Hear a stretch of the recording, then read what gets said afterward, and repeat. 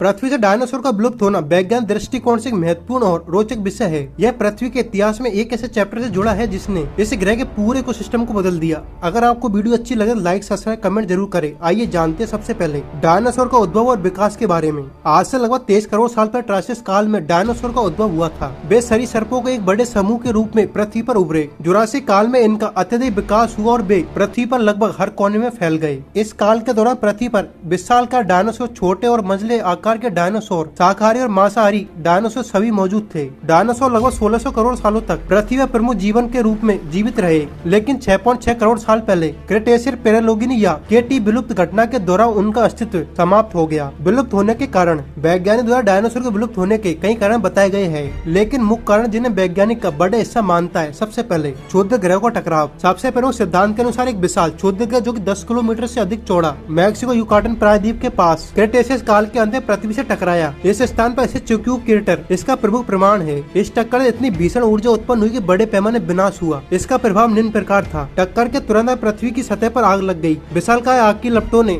बड़े इलाकों को जलाकर राख कर दिया। टक्कर से उत्पन्न धूल, धुआं, राख वातावरण में फैल गई और सूर्य की रोशनी को धरती तक पहुंचने से रोक दिया। इसने पृथ्वी के वातावरण अत्यधिक ठंडा कर दिया, जिससे परमाणु सर्दी जैसी स्थिति उत्पन्न हो गई। प्रकाश के अभाव में पौधों का जीवन चक्र प्रभावित हुआ और भोजन श्रृंखला टूट गई। शाकाहारी डायनासोर पहले मरे और फिर उसके साथ मांसाहारी डायनासोर भी धीरे धीरे विलुप्त हो गए। इसके बाद ज्वालामुखी गतिविधि। कुछ वैज्ञानिक ये मानते हैं कि डायनासोर विलुप्त होने के बड़े पैमाने पर ज्वालामुखी गतिविधियों का भी योगदान हो सकता है। भारत के डेक्कन पठार में विशाल ज्वालामुखी विस्फोट हुए, जिसे डेक्कन ट्रैप्स कहते हैं। इन ज्वालामुखियों से निकली गैसों के वातावरण ने जहरीले पदार्थ छोड़े, जिससे पृथ्वी के वातावरण उतार चढ़ाव हुआ और इकोसिस्टम पूरी तरह से प्रभावित हुआ। ज्वालामुखी गैसों ने ग्लोबल वार्मिंग और एसिड वर्षा का कारण बना। इससे समुद्री जीव और स्थलीय जीव दोनों पर बुरा प्रभाव पड़ा। इसके बाद जलवायु परिवर्तन। डायनासोर के विलुप्त होने का एक अन्य कारण जलवायु परिवर्तन का भी माना जाता है। क्रेटेशियस काल के अंत में पृथ्वी की जलवायु में बड़े पैमाने बदलाव आया। यह संभव है क्षुद्र के टकराव और ज्वालामुखी गतिविधियों के परिणाम स्वरूप पृथ्वी का वातावरण इतना बदल गया कि डायनासोर जैसे विशाल